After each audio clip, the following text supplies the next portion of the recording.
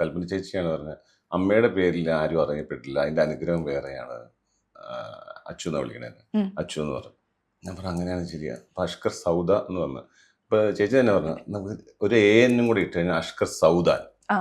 അങ്ങനെയാണ് അഷ്കർ സൗദാൻ എന്ന പേരിലേക്ക് വന്നത്. എന്നോട് പലരും പറഞ്ഞു അഷ്കർ സൗദാൻ പേര് മാറ്റി നമുക്കൊരു അനുഗ്രഹമായിട്ടിരിക്കുന്നത്. അഷ്കർ സൗദാൻ എന്ന പേര് കൊണ്ട് ഞാൻ ഇവിടെ വരെ എത്തി. എനിക്ക് വളരെ സന്തോഷം. ദുബായില് ചില്ലറ സ്ഥലത്തല്ല ഇരിക്കുന്നത്.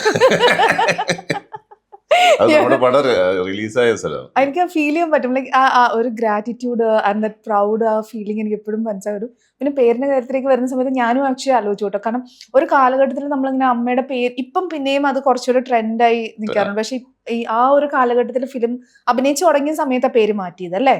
അഭിനയിക്കുന്നതിന് മുമ്പ് എന്റെ വേറെ ഏതെങ്കിലും പേര് അച്ചൂട്ടി എന്നൊക്കെ. വെൽക്കം ടു മൈ ഷോ വിടമാട്ടെ അച്ചൂട്ടി. അച്ചൂട്ടി എന്നൊക്കെ ഇട്ട് വന്നത്. പിന്നെ അപ്പൊ എല്ലാരും കളയും മമ്മൂട്ടി മമ്മൂട്ടി എന്ന് പറഞ്ഞു വിടമാട്ടെ.